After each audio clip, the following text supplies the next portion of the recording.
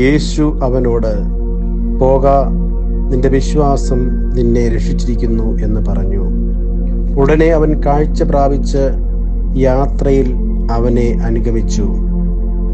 യേശു തമ്പുരാന്റെ സൗഖ്യദാനത്തിലൂടെ കാഴ്ച പ്രാപിച്ചവൻ തനിക്കുണ്ടായ അനുഭവം മറ്റുള്ളവരോട് അറിയിക്കുന്നു. വെളിച്ചത്തിൻ്റെ സാക്ഷിയായി, വഴികാട്ടുന്ന വിളക്കായി അവൻ എക്കാലവും ശോഭിക്കുന്ന കാഴ്ചയാണ് നമുക്ക് കാണാൻ കഴിയുന്നത്. നമ്മിൽ പലരും പാപത്താൽ കനത്ത അന്ധതയുടെ അനുഭവത്തിൽ കഴിയുന്നു. പാപത്തിൽ നിന്നുള്ള പൂർണ്ണ മോചനം നമ്മുടെ അന്ധതയെ അകറ്റുന്നു.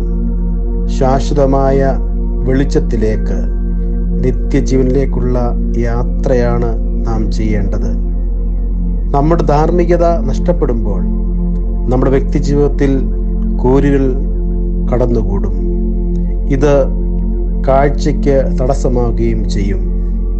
ഇരുട്ടിൻ്റെ അവസ്ഥ പാപത്തിലേക്കും പാപബന്ധനങ്ങളിലേക്കും കടന്നു പോകുന്നതിന് ഇടയാകും.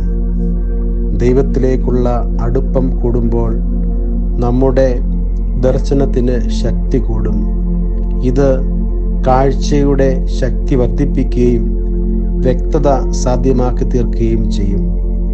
ലക്ഷ്യബോധം നഷ്ടപ്പെട്ട നിരാശപൂർണമായ സമൂഹത്തിൽ നിന്ന് പിന്തള്ളപ്പെട്ടു പോയ സമൂഹത്തെ നമുക്ക് കാണുവാൻ കഴിയണം.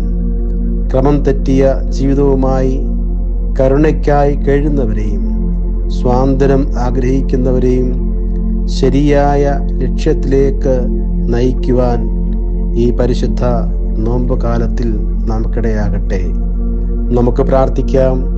കാരുണ്യവാനായ കർത്താവേ, പാപത്താൽ അന്ധത ബാധിച്ച ഞങ്ങളെ പാപബന്ധനങ്ങളിൽ നിന്നുള്ള മോചനം നൽകി യഥാർത്ഥ വെളിച്ചമായ അങ്ങയെ ദർശിക്കുവാനും അനേകരെ അങ്ങയുടെ സന്നിധിയിലേക്ക് വഴി നടത്തുവാനും ഞങ്ങൾക്കിടയാകണമേ.